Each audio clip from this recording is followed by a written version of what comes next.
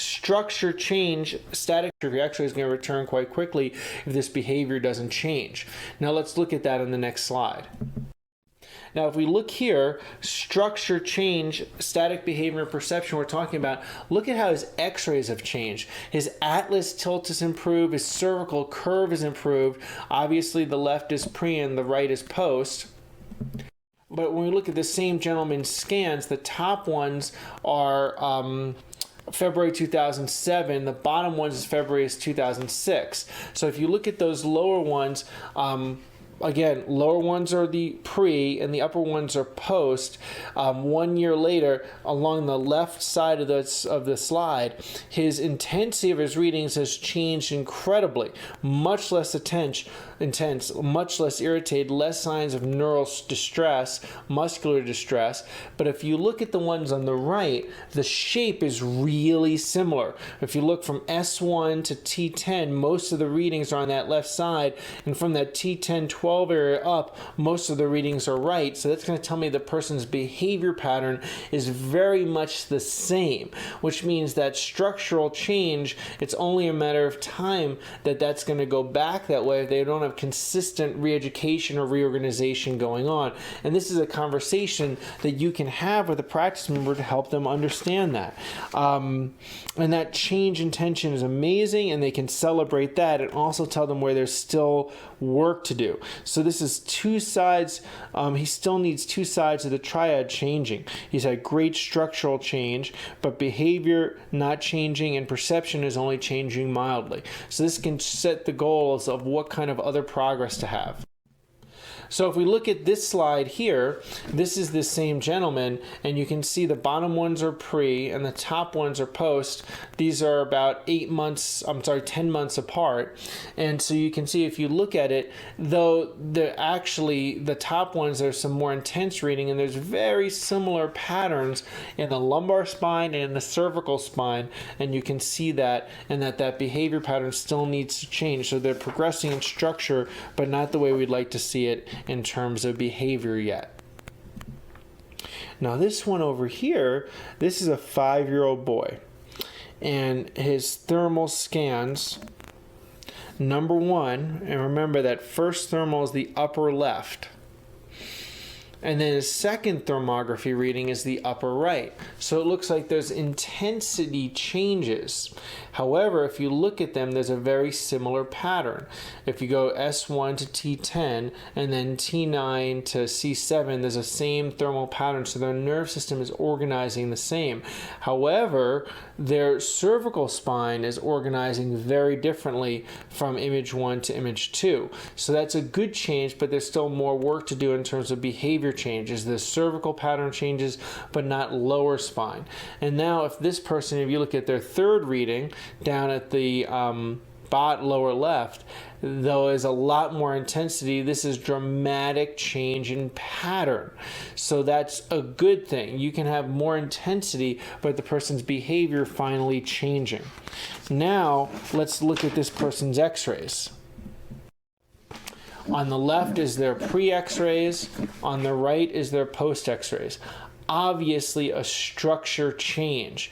Also, on this particular person, really important to note that the person had been diagnosed by their practitioner before they saw us with ADHD, and that ADHD, due to that, he was taking Ritalin, and it was still creating behavioral challenges. By the time we took the next set of films, no more ADHD, no more Ritalin. So there's a change in structure and a change in behavior, and that equated to health changes and medication level changes by their practitioner because their body was functioning differently. Now this is that same child for their lateral cervicals. The left is the pre and the right is the post. And if you just look at those films on the left, it just looks like their neck is contracted and crunched together, and how in the right their whole neck is extended more. So there's a dramatic change in structure. And now if you were to not take x-rays, but you look at this person on a posture photo, you'll certainly see changes in their posture photo in terms of how they stand and hold themselves. But I want you, the practitioner, to know what's going on in the structure underneath. Okay, now that we've laid the groundwork of explaining these a little bit, we're going to move a little faster through them. Now, the bottom one, or the pre, for the electromyograph readings, and the top or the post, you can look at the dates. This is a 60-year-old therapist. Again, the most recent scans on top, the first scans are on the bottom. Notice on the first scans the intensity and also the pattern, shape, or behavior. So if you look at that from the pre to post, the intensity has decreased dramatically.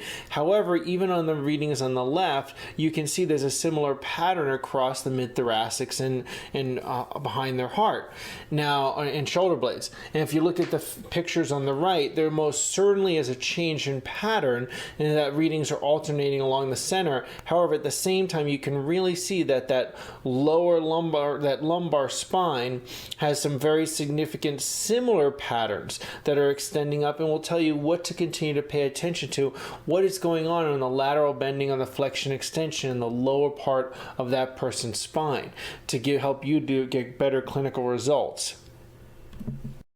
Now, if we look at this same 60-year-old therapist, the first scans are on the bottom, and these are the thermal scans on that same person, so a different part of their nerve system. And then you can look at the top half, and those are their thermal scans post.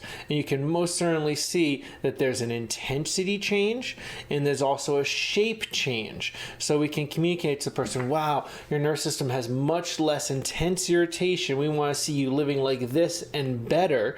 And then also, there's a different change in the shape of the readings, which your body's not in the same pattern. Let's look at this person's x-ray, because obviously they have dynamic behavior, and she also is explaining lots of dynamic perception changes.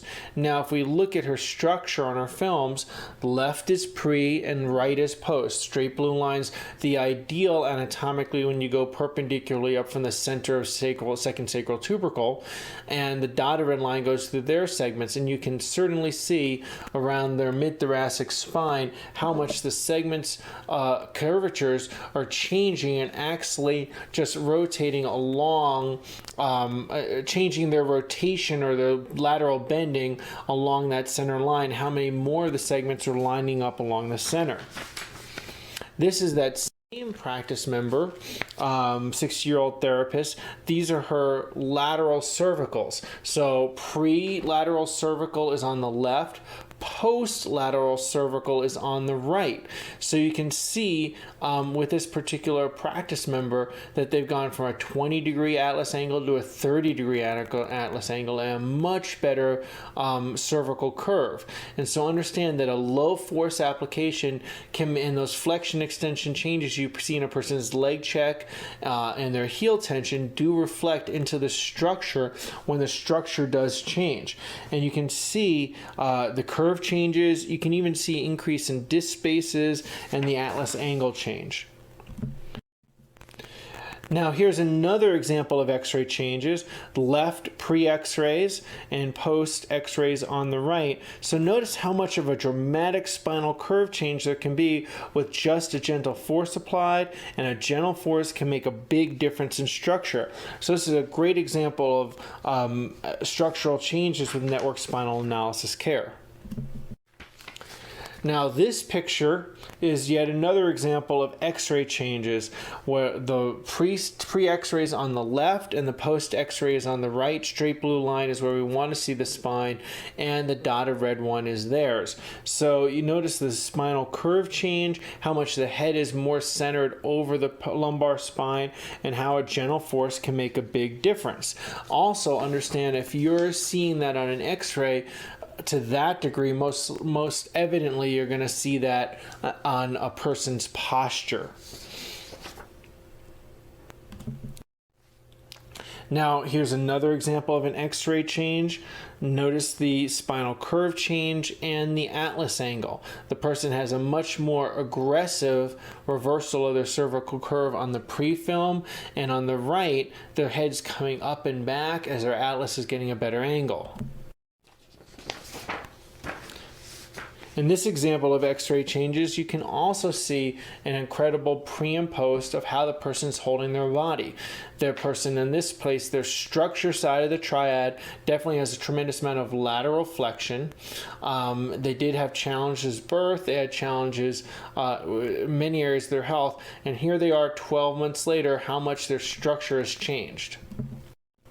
Another pre and post, this is a young person, and you can see how much they have forward head posture in their pre-x-ray and how much their head is back over their shoulders in their post, and the atlas angle has gone from 16 degrees to 33 degrees. And in this another example, it's just really understand people can have dramatic structural x-ray changes from a gentle force. On the left is a pre-x-ray and the right is a post-x-ray.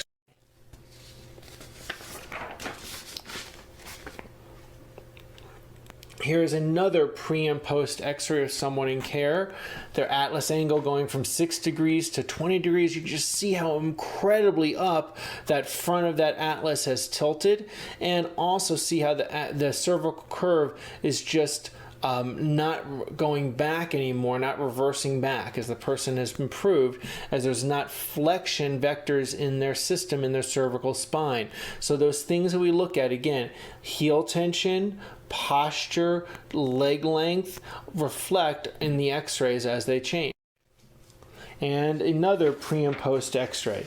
You can see how big a change there is in the cervical spine in terms of the curvature and the atlas angle improving degrees.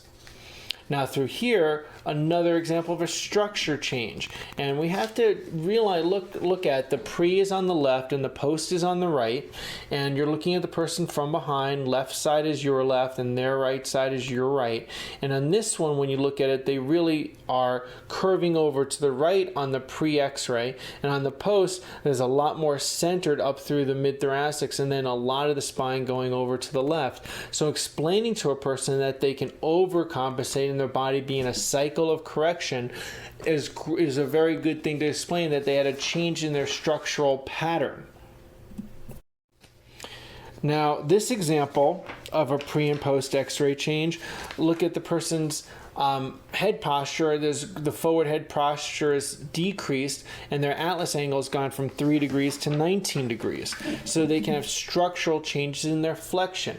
So understand that you want to look at your indicators for your outcome assessments in different areas of structural outcomes. And what kind of things are structural outcomes? Structural outcomes are x-rays, structural outcomes are posture, weight balance, range of motion, and there's certainly more than that.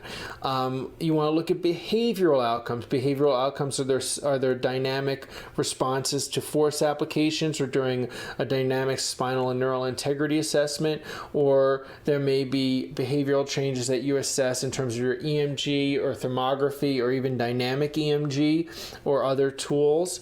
And perception is their awareness and experience their body, breath, and movement and energy on the table. So helping them understand their progress as this whole person with 3 aspects of looking at this window of their structure, their behavior, and perception completely changes their health and their life.